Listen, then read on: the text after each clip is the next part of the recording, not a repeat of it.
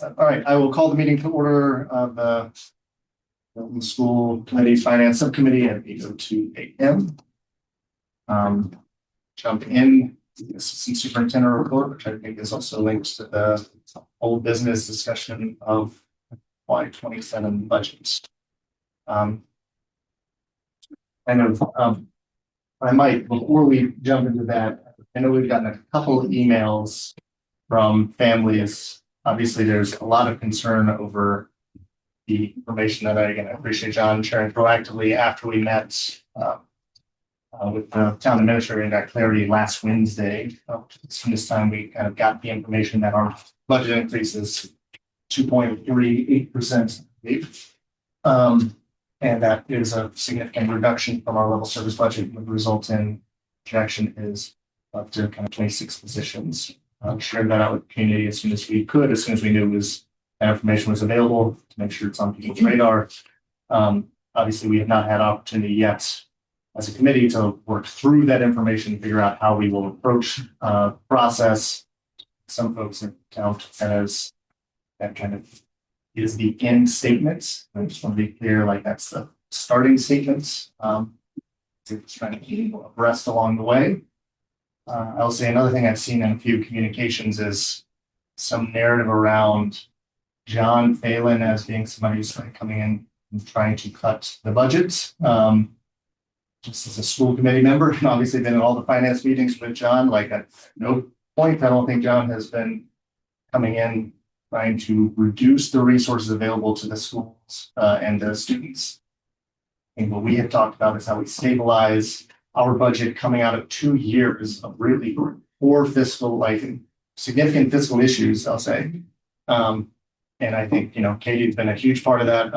Last year, even, I think this year is going much better, and we expect a positive Q2 report here next week. But the circumstance has always been how are we stabilizing this budget, figuring this out in this current year. And then the initial budget presentation that John and Kate brought to us was obviously a level service budget. How we continue kind of programming, how do we readjust some things to address community needs and the school committee's priorities, but not to just blanket like cut the service. It wasn't until the town administrator told us this is what you're getting as it relates to revenue that we are now trying to figure out and have this discussion of determining what it is how we need to meet that demand, that request from the select board and the town administrator. We do not control revenue. On the school committee side, we only control school department expenditures and budget requests. And so that is the piece. I was saying there's something I've seen in a few communications from folks around that we need to bring an outside person, that John should not be involved in the budget process. I just want to say individually, I'm strongly against that idea. I don't know who you bring in that has more school budgetary experience than John within the Milton school system as, again, superintendent, operations and finance, principal, and superintendent for many years in Belmont. There's whatever expert you're bringing in, that level of experience there, it's going to be hard to do. And I don't know why we would pay them when we have John, who we think very highly of and has done this for a long time. And obviously, as well as Kate, and the great expertise she brings in. Add some people. Please. I wholeheartedly what you said. Individually, and I know talking to a couple of other school committee members fully has our support. And I think the other piece is having somebody who is can't remember the word that's used, a neutral party. I think that negates the need to understand the roles and the responsibilities that we're talking about. So it's not just the title, it's what the people do and how they support the students and the staff. So I fully think that John is the best person with, Katie and his team to do this and not having whatever it's just very neutral party or a second party. So I'm in full agreement with you. So I expect that we'll have kind of more eyes on this meeting as opposed to other meetings as this information is now public, and the level of interest and concern, rightful concern from many family members on what these impacts mean to students. We have similar concerns from the school committee side. Obviously, I think we expressed some of those last week with the town administrator. And we continue to kind of need to work through this stuff. So that's start of this kind of meeting. I just want to provide that kind of general framing for viewers first. We can do that also at the next year committee meeting in a couple weeks. We have a couple of non-participants of Chime 1. Right. But if you have documents that we want to view, we're certainly be entitled to those. You can have copies now. Yeah, they'll all be posted materials. We are going to project whatever documents we have on the share screen. So up here, see whatever it's. And is there some that where I can access those? That I'm not sure. I don't know if we post them. We usually post it after, but we can make copies of it. That would be good. All right. So we have two issues here we are dealing with. One issue is the FY27 budgets and the request from the town administrator that we cut our level service funding by $2.1 million essentially. We also have the longer term concern that I think came up on the finance meeting last week, which is that the town administrator is long-term projecting an allocation of 3% for the school department budget. School department, I think I shared at that meeting, school department budget over the last 16 years has only had less than a 3% increase 3 times. But that was right around kind of 2008 session period. The average increase has been 4.72%. The median increase has been 4.74%. So it's not a circumstance in which the schools have bound themselves in a long time. And again, this is not just that it's a one-year thing. It is a perpetual thing is what we're hearing from the town administrator. So I think we expressed, I think we all have long-term concerns of what that means for how we sustain a program for students and staff within the district. And so I think, Katie, you were putting together some projections on like what the implications that would mean and what this means in terms of our advocacy for the select board. Walk us through this. Sure. So there are 2 documents that are in the folder for this morning's meeting. The first document is the one that is displayed on the screen, and this is more of a budget projection document. The second, which we'll review after we look at the projections, is just an update on some of the work that we've done after initially creating the level service budget and then looking at some of the changes that we would have to make in order to match the new revenue that we now know is available to the school department. So this first document is just some different budget projections. We've talked a lot about the difference in the annual cost growth and the percentages and what would the budget need to look like in order to be supported by the annual cost growth that was built into the operational override last year and built into the town budget. And so this first spreadsheet is just showing if we say that the annual revenue increase is 2.1 million, and that is specific to the school department, that is not townwide. So the information that was provided to us this year for the town was that there was new growth of about $4.2 million. That was 2.9%. And that was before there was another line where it was then further reduced because of some of the changes with the health insurance. So if we take about 50% of that new growth, and that number is $2.1 million, I just tried to do some modeling to represent what our operating budget would need to be if we knew that our annual cost growth was a certain percent. We don't know that year over year, right? We don't have settled contracts. We have a variety of different expenses that change year over year, some of them tied to special education services. So we don't know that. But what we do know is the budget history. And the history for the past 9 years is that the school department has been supported by a 5.9% operating budget increase year over year. So I think that's good context to know when we're looking at the percentage increases and kind of the difference between a 5% increase, a 4% increase, and a 3% increase.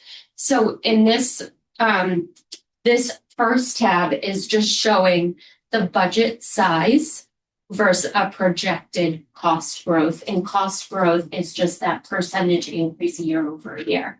And so if your annual revenue increase is the $2.1 million and your annual cost growth is 5%, which was similar to the level service budget increase that we projected for FY27, and it was that on a consistent basis, the total budget would need to be $42 million.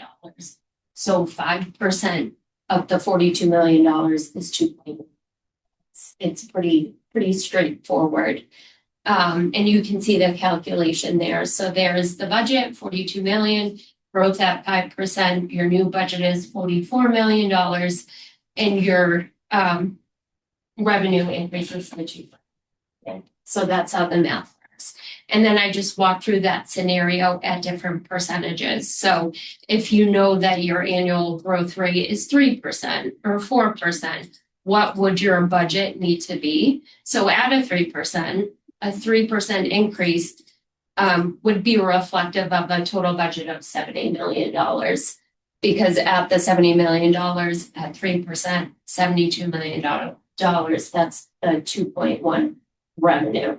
So that just kind of shows that school departments typically on an annual basis for a level service increase could be anywhere from, and we've said this a few different times, a 3% to a 5%, and there are outlier years. So Mark, if you can just go to the historical increase, which is the last tab. So just, I pulled the historical operating budget increases. I know Mark went a little bit further back, but I pulled back to FY17. You can see the increases for each year. And so our 9-year average has been about a 5.9% increase, which is if it's 5.9% year over year, but we know that we're only going to have $2.1 million in new revenue. That's more reflective of a $40 million budget then. And why I keep saying that $2.1 million is because it's half of the new revenue projected by the town at a 3% of the $4.2 million. So these are all assumptions, but they're assumptions of numbers that we try to do some modeling so that we can see the impacts year over year to know that our current budget is 72, right? And so if we're only having that new revenue of about $2.2 million every year, then that it goes back to the town administrator's initial projections of just being about a 3% increase, which does not match with the history. And so what I did on this historical is I took, showed what the historical increases have been since fiscal year 17, and then what the equivalent would have been if we just got that 3% increase year over year. And it's a pretty significant difference. And I think that that's just important because it goes to show that those are pretty significant cuts year over year if you can only sustain a 3% increase, which we haven't received that. We've received higher. So the budget would have been significantly lower if we had only received 3% in the past 9 fiscal years. Okay, just a question on this valuable data. In what years, so obviously FY25, there was a $9.5 million override and there's another override. It would be interesting to see, like you're painting a picture of a counterfactual where we constrain expenses to 3% in regular years. It would be useful, I think, to marry this with the overrides that the town has historically approved and those allocations that went to the schools. Sure. Which would probably be let's assume those overrides would happen in at those same levels in a town that only increased school expenditures by 3%, which I think is probably stretching the reality a little bit. But it would be helpful then to see like, okay, this is actually what the true counterattack would be. The overrides we have. Yeah, we could do that. I just don't know what was allocated to schools. Yeah, well, I mean, the 9.27%, the FY18 was the only override year other than last year. Okay. And so that high one is the override. So if you just change that one and do 3%. See that. Obviously not. So that changed it a little bit because of the bump in that year. But it's still a huge gap. Just a question, sorry, clarifying question, and is it typical that, and I'm sure towns vary, that it is a split? Revenue, so you're saying if revenue is over to 4.2 million, is it typical to two towns? It probably varies, but I would assume that we are the larger. Right, it's typically, either the closer to 60, 40, 65, 35. Yeah. Definitely in the community, but a 50-50 is not common. I mean, I would expect us, and I know like what's been budgeted, what's been put on paper by the town administrator has been 50 splits so far. Right. Just, I'm assuming just for the sake of getting the conversation started, I would like to think that this will be a proportional allocation of revenue that we're talking about. And this modeling can change Yeah. based off of those numbers. But I think it's just really important to see when we talk about percentages, when we talk about splits, when we talk about like we need to see what the impact is going to be to the school department and how that looks in the future years. So the last just kind of like modeling or tab is just a revenue to expense projection based off of different levels of annual cost growth. And it's just comparing the school's percentage increase to the town if the town is staying at a 3% increase. So the first column that you can see, and it's projecting forward because that's, again, like we know that we're talking about the FY27 budget, but when we as a strategic leadership team here at the school department talk about what changes that we need to make. We're not just making changes for a year, we're making changes so that we can support teaching and learning for the next 5 years.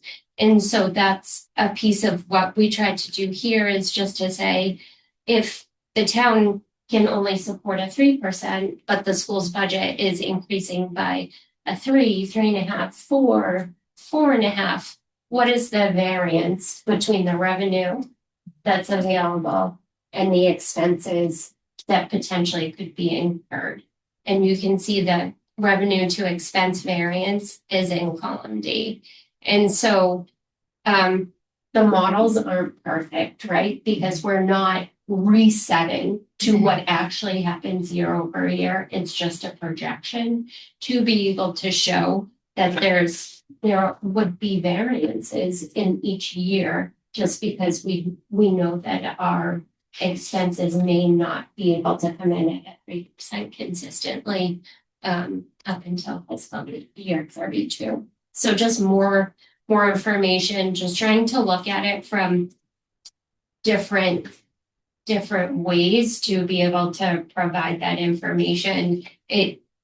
All of this could very well change depending on what the revenue split is, if the revenue is going to change, and kind of if some of the expenses, even the shared expenses change, but just hopefully some more information. So we're trying to answer some questions that have been asked over the last week, what's the history with the percentage increase and does 3% work for you all the time? The history of it is it's higher than 3%. It's more like 4 point something to 5 point something over the course of 9 years. And I think Mark Harrelmog presented the other day. So that's that question. Is 3% a sustainable number over time? The answer is no, we don't think it is unless we're going to see reductions in the budget every year. The other question was, well, how much would the budget be if you only grew at 3% a year? What would that look like? What would that number have to be? So we're trying to model that out. To Katie's point, there's a lot of assumptions here. There's a lot of smaller pieces, but we're just trying to give a big picture, first blush overview of what that would look like so the community can understand what that looks like over time. Because I think we come back to there's a short-term situation we need to think about, and then this is the beginning of the foundational discussion about what does that long-term discussion look like and what's sustainable and what's not sustainable. We spent a lot of time talking about revenue fall, but now that the revenue picture is fairly clear, backing into the expense part of it is really eye-opening. And not only eye-opening for the FY27 school year, but eye-opening for the whatever the future planning looks like for revenue versus expenses for the town. So, my hope and expectation from this is that we come up with a better short-term plan for 27. You can really spend a lot more time talking about not just revenue, but how expenses interact with that, what the town needs to do to sustain that. If we want a district that provides the services that the town wants. And so that this is part of a bigger conversation that I think would be beneficial to have if we could reevaluate how we want to approach 27 in the meantime.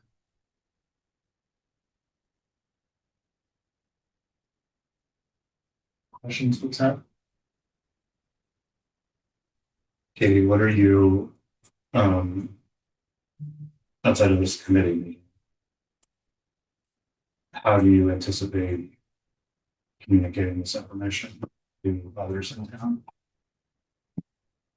I'll share my opinion. I think it would be really important for on the governance side for the budget coordinating committee to see this and be able to absorb these narratives. And just when you're interacting with staff on the town side, I think it would be number one, I think it would be useful for them to do this with the town. I'm not sure that this exercise has happened on the town side. I don't know, but I think it would also be useful for the rest of the town to see this sort of analysis and make sure that they understand it first and have a chance to scrutinize it. Maybe they have other ways of thinking about it as well. Mm-hmm. And I also, if there are other ways of thinking about it that are productive to our conversations, we can look at them. We're open to that. I think whatever we can do to support these conversations and come up with a way that will help support from a numbers perspective, right? Like the numbers are pretty clear here, then we can do that. We can do whatever. So if there's, I'm just open to suggestions or feedback, comments, like definitely open to that. So I'm happy to share it anyway. So we have a meeting today with our administrator related to insurance, and given the circumstances, have asked to be an hour early, so we just kind of continue this conversation about what does FY27 look like and what does the plan look like moving forward. We can certainly print out these documents and bring them to make sure that these are the questions that were asked in the long-term planning committee meeting on Monday. So it will be interesting to kind of, to Katie's point, put some numbers on the table, and also any other ways that people want to kind of reflect, like the attempt to quantify the answers to the questions. Is 3% annually an acceptable number? What did we do in the past? How do we learn from that? And what would your budget have to be to be able to be sustainable at 3%? How do we bring some consensus to that with some numbers? So we can show this to Nick. It might be helpful if in that conversation we then bring that to our meeting Tuesday morning. It might be helpful for that group to see that. The sustainability piece definitely fits into the long range budget planning committee work, because that's our work. The FY27 stuff situation is not just sits in that doesn't just sit in that meeting, but sits in other meetings as well between the school committee and the select board, et cetera. I like. You're going to say. I was just looking at your, I like your stuff. It again shows the compounding interest. I mean, compounding effect of what this means kind of over time and kind of change in revenue forecasts for the schools, which obviously means a lot. I think the other piece I'm thinking about is just on an individual annual basis, what we need to deal with. If this is the difference here, right, this 4% versus 3%, and I'll say again, 4% is on the low end of what schools annually get. So that is a conservative estimate.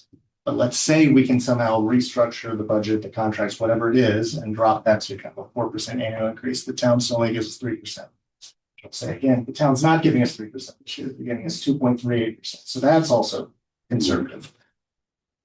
In that scenario, if we just assume like this is ultimately what the budgets will end up being, and we assume we do a projection based on kind of the prior budget times 4%, this is the delta on any given year.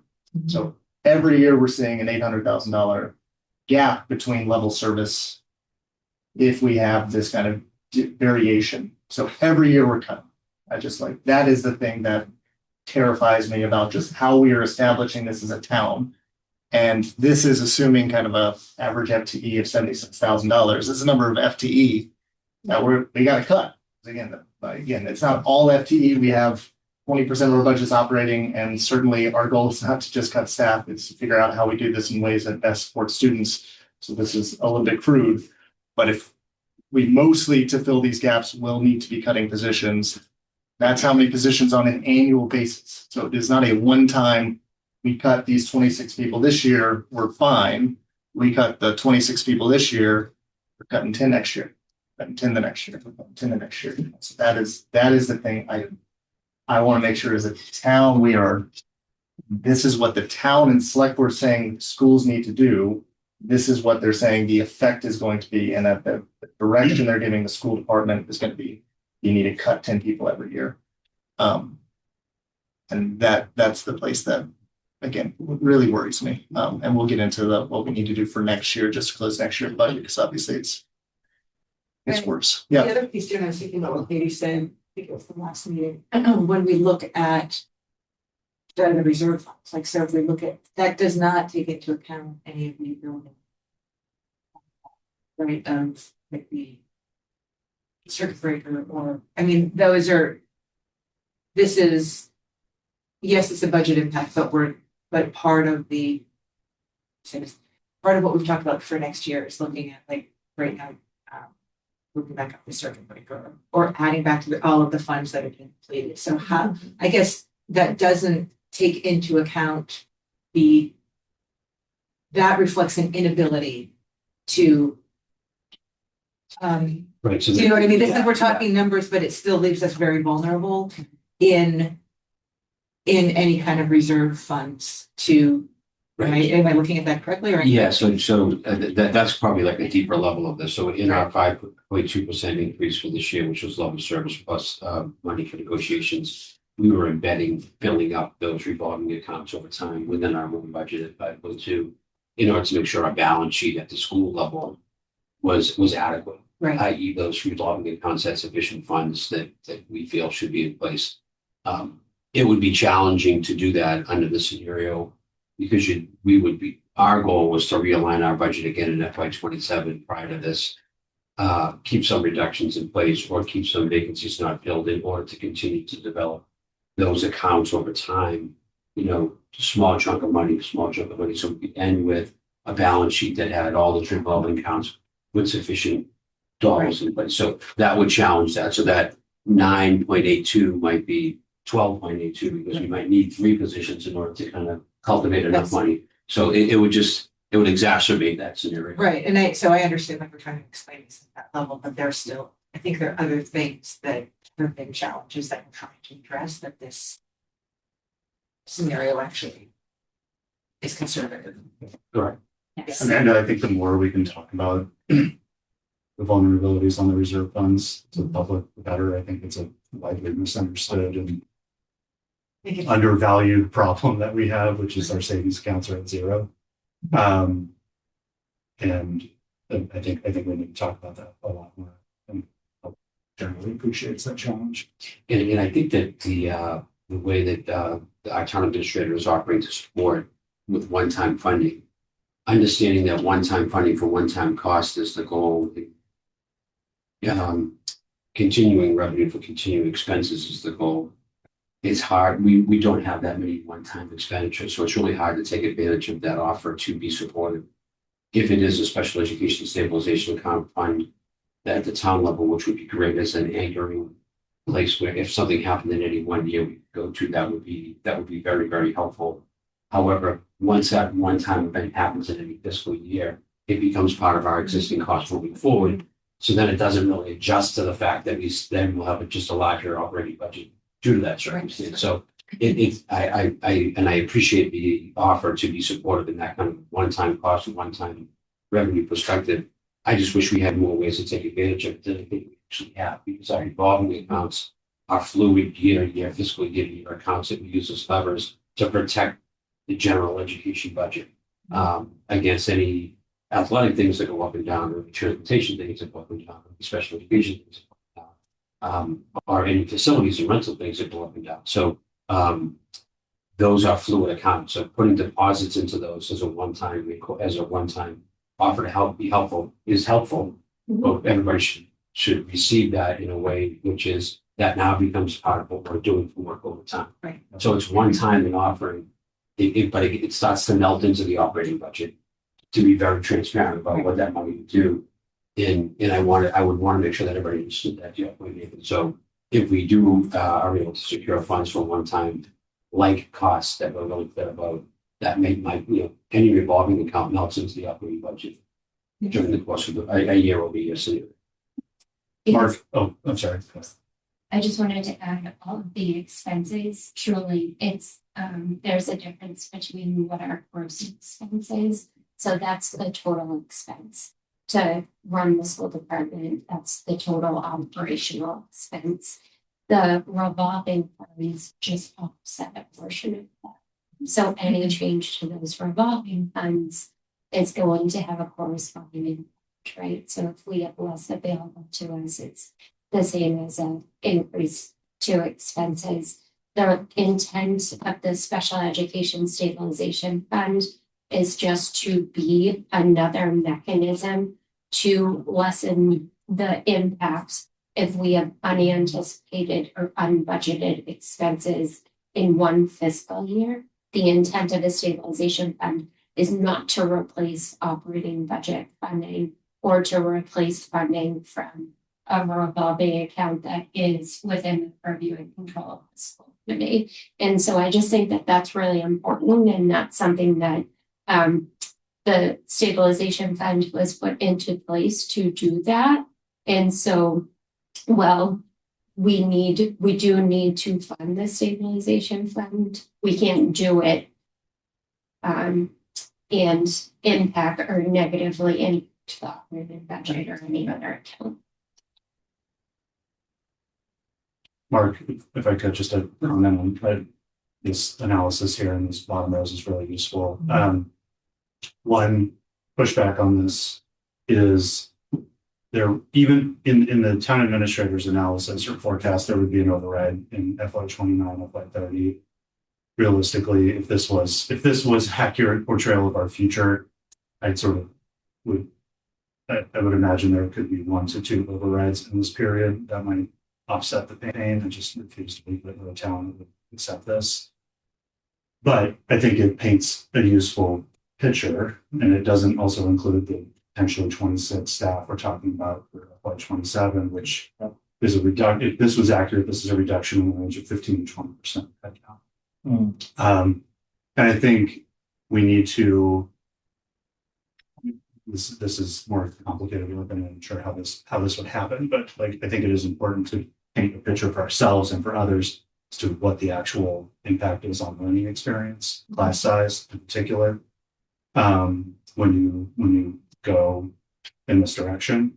And then I would argue that in this model, the revenue assumptions are actually, you mentioned the revenue projection, you're projecting 3% when we're actually getting 2.3%. So they're aggressive. If this was an accurate portrayal of our school system, our revenue would go down because our property values would go down because our school system would be a shell of itself. So there is a vicious cycle that plays out here where every year that the quality of our school system decreases, our property values theoretically decrease, which affects the value of the loan. I don't know how you can't model that, but Yeah. I don't really. Yeah, it's not a strong long-term picture. And so I appreciate in terms of the action step, it seems like y'all are meeting with the town administrator tomorrow. Sure that we are appreciating this and sharing this. This what you're telling us you want the schools to do on an annual basis. Otherwise, you need to adjust your models, or we need to figure out like how else we think creatively as a town about how we are setting aside resources that allow for us to sustain these services. And then I don't know if it also makes sense for us we can look back to if you talk to the chair of the select board or something like that, just to make sure they also are somehow getting this information of this is a problem, even if we drastically shrink the problem for what the problem is this year, it's still a long-term significant problem. So some other Minor point, I would just put in a staff change for FY27. yeah, the FY27, I copied and pasted over so that it didn't pull the formulas. I'll update this. But I would just so it's Yeah. executive. Yeah, I mean, this isn't even right. This was I think it's helpful. I think there's this challenge of the reality, like the money is the money is, right? And so recognizing that, but also I think what we're saying is trying to find a way, well, twofold. One, to creatively lessen that impact because we can't create revenue. But the other piece is I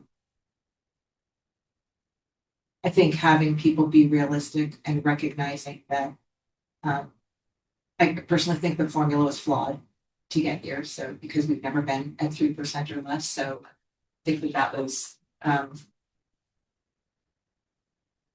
I think it was, I think, whatever, I just think that was not the best way to map this out, talking about sustainability when we're seeing this actually is not sustainable.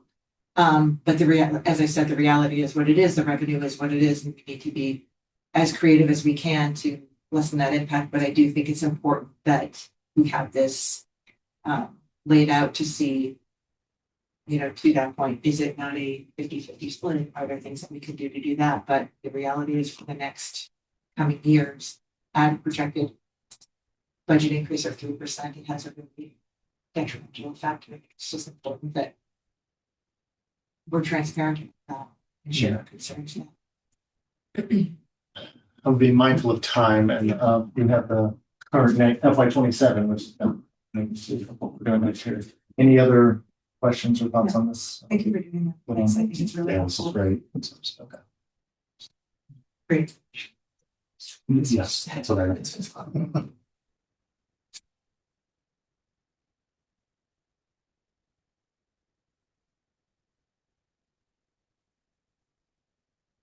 Just one about that.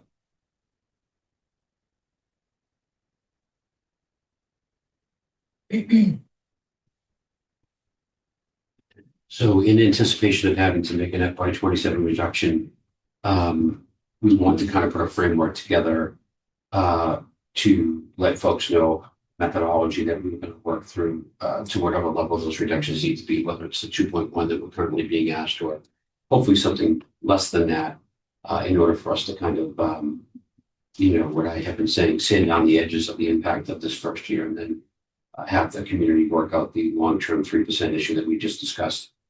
The first thing that we would do, a lot of folks have been asking, I've already been at 2 PTO meetings and I'll be at the third PTO meeting on Thursday or Friday.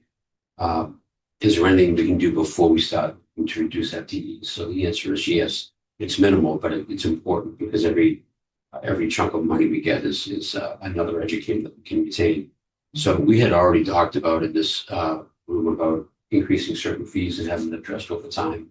I believe some fees have gone up recently in a small way, but we're hoping that through reviewing the fee structure for transportation, athletics, clubs, and also building rentals, that we really need to see that those are really our only places to increase our school department based revenue. So we will look to increase those by an amount of about $100,000. That fee structure request will come to the committee in the next few weeks in order to support that. We had already presented to you the change in fees for community school summer programming as an example, and we plan on having community schools fees be increased because of the situation, their fiscal situation. This will be another round of that. So we hope to be able to increase fees in transportation, clubs, athletics, and building rentals to achieve $100,000 net gain to support this budget situation that we're in. So we will be presenting that fee structure or that changing fee structure to the school. John, Yes. I'm happy to hold questions till the end if you want to just have a question about fees. I believe there's some history here that I don't fully understand, or I don't know the history here. As you think about increasing fees, I am thinking about the impact that fee increases will have on lower income families and their ability to participate. I'm not sure what mitigation strategies are currently in place. I do believe Milton had at one point a means testing approach to fees that allowed for lower or no fees for lower income families, higher fees, just based on typical means testing approaches. I'm wondering whether we do that now. I just don't know, and whether we should consider reinstituting something like that. So we have that structure in place. We do. Currently, families who want to take the bus or want to play athletics or want to join a club are supported in a differentiated fee structure for them. Okay. We use and have been using, which is not as solid as it used to be, but we use the free and reduced lunch mechanism that's provided by the federal government related to free and reduced lunch. And we use that as a backdrop to be able to provide reduced annual free services for any needs checked for free. I guess I would just say, I don't know if the juice is worth the squeeze because we're on top of it. Sure, but if there's a way to more aggressively look at means testing, so we can, I love this idea. I'm just saying, thinking out loud here. Yeah. Aggressively raise the fees, more aggressively raise the fees than we might be comfortable with, but more aggressively means test them as well. So let's say the fee goes from $10 to $40. But if you're at 200% of the poverty line, you get X percentage off or whatever, and we can like scale that down. Something to think about. Again, it's a small amount. So we agree that we want to make sure we have access for our students for communities, and I think that we do a pretty good job of that the students get they need. But to your point, if we're going to aggressively increase, we make sure that we maintain vigilance around what folks can be able to access. So that should go hand in hand. Totally. And Yeah, my only thought on that is just how you administer that. I think the reason most districts use the free and reduced lunch applications is because that's or get or can have systems to kind of collect other kind of income-based kind of means testing. It's not something schools. we do, That's not a, yeah.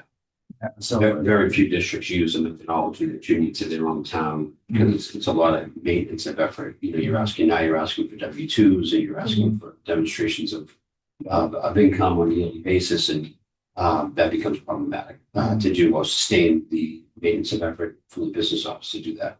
And you know, fees like everything have gone up and down over years, right? We tried to get more students involved in athletics and reduce fees for a while. We didn't have any gate receipts for a while, and these things have history. They have, you know, we've attempted these things over time. But the reality is that, you know, we are at that time, these fees, this fee discussion goes up and down, like the budget goes up and down, right? There are always different levers that we try to utilize to support the bigger picture. So we will look to increase fees. And what people should understand is that the fee is now a double tax for the actual user of the, you know, when you, so Yeah. I'm not a big fan of fees, quite frankly, at all, but I understand the need to increase them in order to reduce the impact of this. The next section of the budget that doesn't include staffing is our non-salary. Again, we're roughly 81% salary-based lines, and 19% of our budget is non-salary-based lines. So and of that 19% of non-salary based lines, some of them are bills that you have to pay, i.e. utilities, et cetera.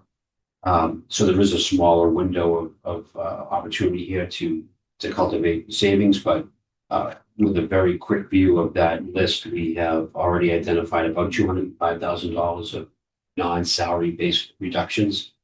They would come in the form, and again, this is our beginning of this. This isn't the only part, and this might change, but we looked at potentially we have an extraordinary maintenance account that we try to keep in place for our maintenance team to be able to address any needs in the district that I just fall to the facilities department in general. We'll have to work with them to figure that out.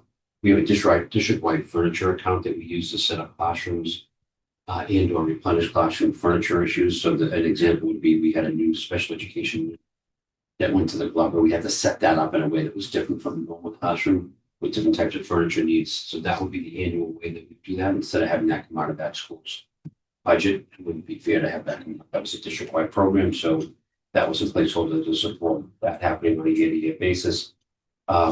District-wide text, we do have a number of dollars put aside in order to support curriculum and professional development. And we also have a legal account settlement forming. District-wide text would take out 100, leaving up to 180, leaving 80 for us to move forward. Keep in mind that we have an early literacy program that we're implementing next year. Part of that was funded this year and would be funded to the maximum possibility in our FY26 budget, but there will be some lingering needs that we'll have to address next year to implement the early literacy program. It's a DESE state expectation. And then legal settlements, there was a line in our budget settlements that we will reduce by $30,000 in order to try to create at least a $205,000 revenue source that we can put back. Okay. Maybe it doesn't. You don't sort of. Everything you just. Yeah. No. I understand that. I think that one just seems to me like a So just, you know what I mean? That's what. if But I recognize that I'm not criticizing. I'm just curious. I would also say for the extraordinary maintenance account, so that is a recommendation that we have that account. We did not have it previously. We funded that at $25,000 for this year. And so far this year, over the summer, we had an issue with an elevator at Tucker that depleted that account. And then we also had an issue with the hot water system at Cunningham Polypot that was $90,000. And so those are pretty concrete examples of how yes, we're putting that as cuts, but these unanticipated maintenance expenses are real. And we had put that funding in the budget to reflect that, thinking that, hey, it's not going to cover everything, but at least it's an effort to cover some of it. And the impact for us is when those expenses come up, we have to fix whatever the issue is, and that money has to come from somewhere. And so the best that we can create, not buffers, but the best that we can fiscally plan for these things that may come up so that we're not impacting general education, special education, and teaching and learning. That's what we try to do from a budgeting perspective. So I would say any of these reductions, any reduction to non-salary accounts just leaves you vulnerable. And this is where we want to look at the relationship that we have with the townwide facilities program and how that works, and is there any adjustments we need to make to that? Are those our expenses? Are those their expenses? How do we want to work that out? I'm sure that their budget's not prepared to be able to handle that kind of expense either. So we need to be thoughtful about that, because that was part of the deal that they were going to, that was a townwide program. Mm-hmm. We continue to pay the custodians and they pay for the facilities part, but so that might have to be visited, and just also acknowledged and baked into whatever long-term planning that we do. Be really thoughtful about facilities, which is always the reason why there's an account and an amount of money in that account is something that does always happen. It's just the nature of having 6 big buildings and that many square feet to take care of. Yeah, I'll just say $50,000 is a small amount, like you said. I mean, elevators, if you have a significant elevator issue, that's at least like $20,000-$30,000 by itself. That's account. Yeah. I'm surprised we're budgeting for one-time expenses in operating. I would think they would be involved. So it's a one-time expense in the fact that but it happens, that instance of expense happens every year. So we know that there's always extraordinary maintenance that we have to be able to account for and pay for. In the facility revolving account, another one of those accounts that has been depleted would normally be where we would like to restore dollars into that account and to take care of that above average year of circumstances it needs to be. It was originally put in place to take care of just small time maintenance. But it is another revolving account that should be brought up to a level of balance that like the other ones that we've been talking about in order to provide that the insurance against these one-time things happening over time. Yeah, I do think your point of this cut we're making, and I don't want to spend too much time on just one line here, but the conversation with the town administrator on or like then like these or elevator breaks, that's a cost that as a town then assume, I don't know if the water heater in the fire department breaks, if that's in the fire department's budget or if that's in the town's facility budgets. Not sure, but like for cutting here, we would expect that we would be coming to you because we don't have funds to cover the elevator expense that we've come to the town of. We need to find that funding within the facilities, consolidated facilities department. So that might be, again, just another piece to the name for them. John, one thing, I know we're going to move to staff and we're running out of time. Just, it sounds like you're not sure yet how the district-wide tax reduction may impact the early literacy program. I would be, just as your thinking evolves there, I would be curious to know to stay on top of. Yeah, we're how fully we can implement that. Yeah, we're reducing 100, but we have 180 remaining. It's a $280,000 line. So we're thinking that we can move forward with that. The one. Okay, so you think that full implementation will still be Absolutely. We have to follow through on that on behalf of, on the committee, they voted for that. So that change just impacts, last year when we talked about the budget, we talked about funding for that line. We really talked about giving ourselves the ability that we've been talking about, the ELA curriculum implementation for a number of years. And I think one of the barriers to be able to move forward with that was the funding. And so by having this line and funding the line, that removed the barrier that if there was another piece of curriculum implementation that we wanted to move forward with, that we identified and said, okay, our next thing is we're going to look at civics, or we're going to look at whatever the example is. The money is there, and so that it removed that barrier. And so that's just another, like, we just need to be eyes wide open that if there is something that comes up, even if there is something that comes up that the state tells us, okay, like this is going to be a new curriculum mandate, the funding is a reality. Yeah. So, and that is what the impact will be. So that the healthy districts have money set aside, to Katie's point, in order to deliver on programmatic needs that are addressed over a cycle of curriculum development time that would be put in place, and that there'd be a timing of what curriculum was being reviewed and what curriculum might need to be shifted, and there would be money there to support that on a regular basis. So there might be some years where you might have to add to it by that much money because you maybe didn't do a major initiative the year before. But there might be 2 years in a row where you would need to add to it because you would be expending more dollars in that line. So that would be, but you always need to have money in that line in order to grow your district and do your curriculum and teaching with a cycle that supports that as well. When we get to FTEs, we're or organizing ourselves in a way where we just talk out loud about um, uh, trying to preserve classroom teachers in front of students. So we would start with support positions as opposed to direct service positions. We would look into any positions that were in place but didn't have a system or a workflow attached to them that supervised and part of a process that directly impacted the classroom in a way that we all predictably knew it should and was strategic.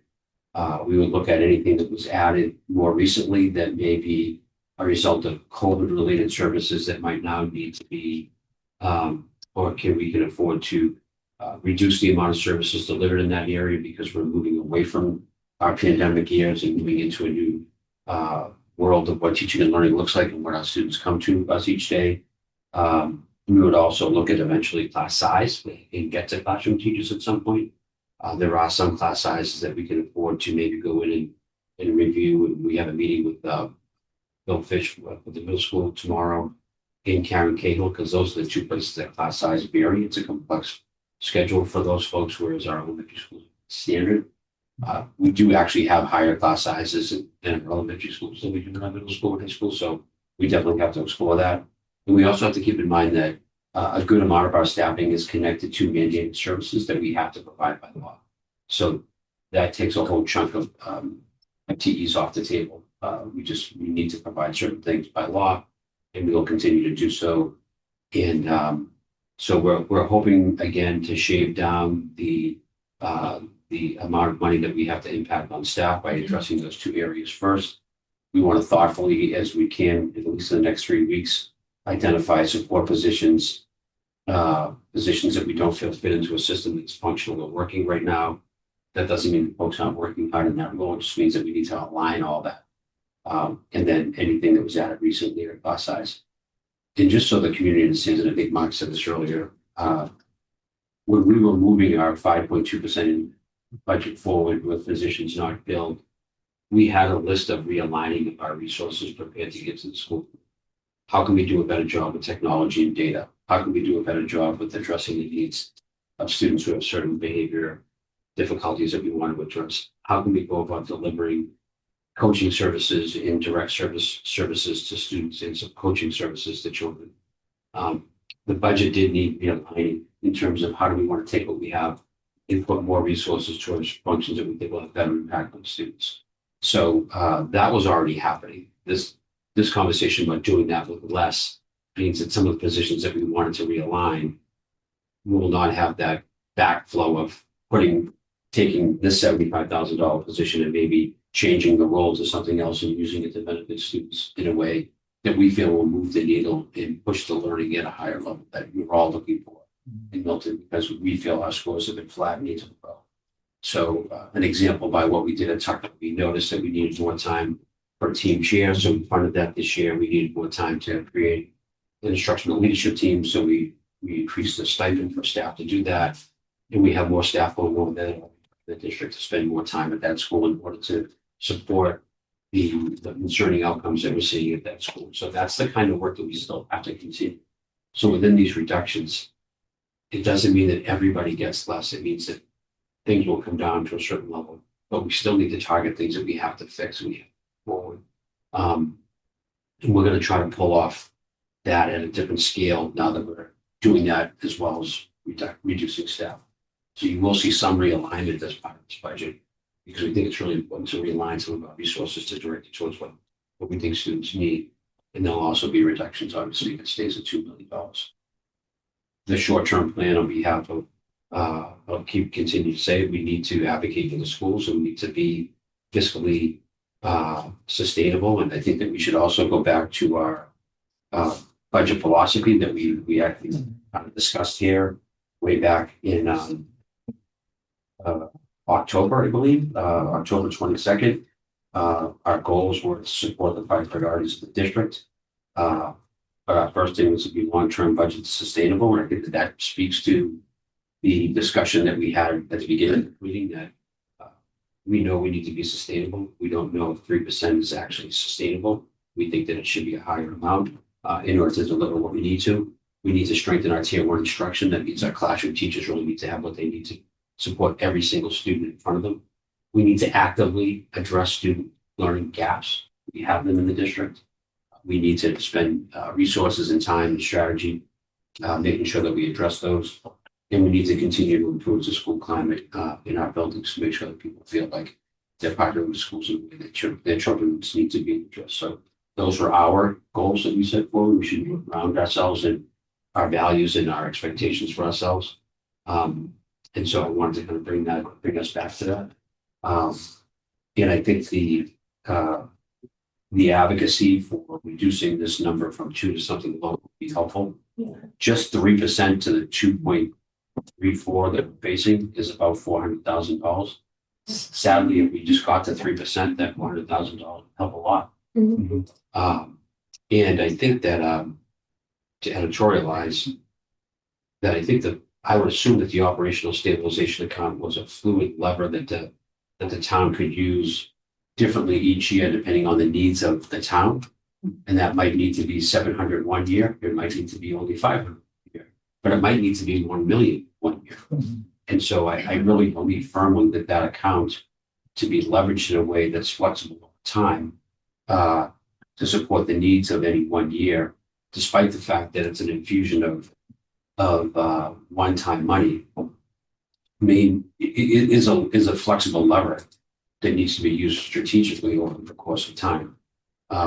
So even though I would consider a dotted line if we put free cash into that account in order to go from 3.5 to maybe 4.5 or even 6.5, we have 2 million in free cash available, that account is robust enough to be able to support a longer range support of operating costs over time when needed in certain junctures, heavier at some times and maybe lighter at other times. I think that should be used more flexibly and not rigidly. In my opinion, I'm not the town administrator. It's not my job to come in with the town budget that ends at zero, and but I support its thinking of not wanting to continue to use one-time revenue for operating expenses. But this is a blunt. This is a very politically hard year to take this, and this is obviously a surprise to our stakeholders. And I think that we need to show some flexibility in order to, create a pathway of success for the district in the town movement.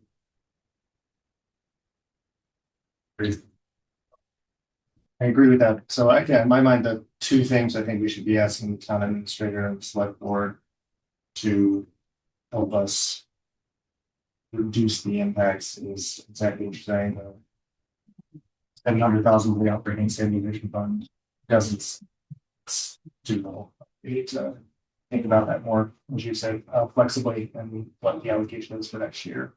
And I think the other one is the town has a deficit in level service of $2.5 million. Right now, the schools are being asked to take on $2.1 million of that $2.5 million, which is about 80%. And so I would, my suggestion would be that as the school committee, we go to the select board and say that that allocation of the deficit doesn't feel right, and is having obviously enormous implications for us in the scale that creates for the schools and the number of FTE as we see here. And so, the school department budget right now is 69% versus the town department is 31% around there. So how can we create that allocation to be closer to that vision versus the 80+% right now staying out? Those would be the two things I think we should advocate to the select board in hopes that reduces this number. I guess another question I have is, John and Katie, is we obviously have the number of positions here. We don't have a list of positions. That's as you said, kind of take time to talk internally and figure out how these realignments happen and get input on all the important stakeholders within the district. What is your assumed kind of timeline, a reasonable timeline on when you would be proposing those? We would like to be able to put this in front of our community before February break. That's about 3 weeks away. At 4. We've already talked to the union. We've met with our leadership team. We've communicated with our staff. We've communicated with our families, our situation. We've had one leadership meeting, which was the Wednesday afternoon after we finalized this issue with the select board on the 7th. We have meetings with the high school principal, the middle school principal tomorrow. We have a meeting with Nick today. We will bring the elementary folks in early next week. And then when we begin to create the list, we're going to have to pause and look at what the effect of that is on the human being. Work with the communicate with them first before we make those lists public. Because every position has a name behind it, and even though the names are on the screen, person for this. So we need about 3 weeks to determine what the draft one. We're going to use the draft one because we need to be able to address this if this becomes the ultimate need to do. And we know that there'll be discussion moving forward with the community about that's too much, and we think that should come off. And can we add something back? There's going to have to be room for a draft one, draft two, draft three of this, because that's the community voice that we're going to have to acknowledge and work through and listen to and respond to. So that's going to be part of the process as well. So we don't think that the one, whatever we present is going to be the ending one. Yeah. Because there's going to be feedback from the folks on the stakeholders that will impact the final stakeholders. I appreciate you saying that. So just in looking at the calendar, Mhm. would we be looking at kind of having a discussion here on the February 11th? Or 11th is the one at 4th. I'd say 11 to give us more time. Okay. All right, I'll look at the budget calendar that we put together and obviously shared with the warrant committee and the budget coordination committee that clearly it needs to be pushed back. Talk about starting to meet with the warrant committee on our proposed budget now. Like essentially this week, we do not have a budget to meet with them on at this point. So I can talk to chair of the warrant committee just on giving them an update on kind of this is our timeline. I think we had 2 liaisons that We going to be do. attending, so it would be helpful if we worked the full warrant committee, we worked with liaisons, but we haven't had anybody in attendance thus far as of January. Yeah, I mean, I think mostly what we told them is like we are working through developing a budget, and once we have a budget, we can like talk to you about the budget, explain what those things, answer questions, and so we're hoping we'd have that around now. I think to your point, it might be helpful to when I reach out to Jay, say like, do you want to go ahead and connect? Do they want to? They might already be watching these meetings online, but if there's any kind of initial meetings they want to have with us to understand some things we could have those. We don't have an actual budget to talk. That's I'm wondering if it would be helpful for what we have, like. Even talking through now and the discussion we have earlier. I think more directing them to watch this because I think pretty robust discussion. Yeah. I'm just wondering if it's sort of, if it is still helpful for them to see the current stuff, and then as we just have an understanding of it, and then the. Yeah. It's a good point. I mean, I'll email Jay and share the updated timeline and say like, you connect us, because I think it'd be worth just asking those members. Yeah. What is their interest in how we operate? So I think it's good. Mark, should we just plan on meeting as a subcommittee every week up until February, like at least, and see what happens after that? Yeah, we have. Term. Yeah, we have next week is brings us to our agenda of next meetings. We have next week is a Q2 budget report. We still have the work of the fees, which I might be able to bring forward sooner than maybe the staffing list, but also like the overall kind of revolving accounts policies we were working on, and that has been paused a little bit. So that I think gives us at least activity for the 28th and the 4th. Absolutely. So that works for everybody, and I'll talk to Charlene about scheduling this up. I do, John, appreciate you bringing us back to these priorities, because I think even in a cut budget, we have to continue to be on priorities and figure out how we. Absolutely, that's why we talked about it. Didn't lean on it a little bit. Other initial questions for you, John? Do we want to, moving down the agenda, we have the vote on the meeting minutes. Do we want to delay that because people are going to run, or? Let's do it. Okay, All right, I'll make the motion just because there's some that folks need to abstain from. So I will make a motion to approve the meeting minutes for November 12th, 2025. This is one that Amanda was not at. So is there a second? Second. Great. All in favor? And Abstain. abstain. I will make a motion to approve the meeting minutes on December 5th, 2025. Second. All in favor? Great. And Nathan, you abstain? Abstain. Stand on that one. Great. And then I will make a motion to approve the meeting minutes for October 29th, November 5th, November 19th, December 17th, and January 2nd. All in favor? Great. Yes. After you're done with the minutes, I just want to pause. I know there's people watching, people watch this, but we have been posting all these meetings on our budget page for FY27 website. All the materials will be and continue to be on that website. So anybody that wants to go and watch any meeting and go through any of the materials, to do so. It was set up back in August to make sure that we were moving ahead, and we also will be sending out reminder emails if any meetings are coming up. We'll put an email. We'll put a section into the weekly updates from the principals and superintendent's update monthly, in order to bring people's attention to the budget and bring their attention to the website so they can actually access the materials and hopefully answer questions as they go along so we can inform them. But we actively and proactively set that up in August and to make sure that people stay aware of issues going on. So I just want to keep pointing the community back to that. So they can, if they have any questions, they can get back and maybe watch the meetings to learn anything to say about something forward. Anything else we should discuss before we adjourn? Okay, then I will make a motion to adjourn. Is there a second? All in favor? Thank you very much. Thank you, John and Katie, as always, for your time.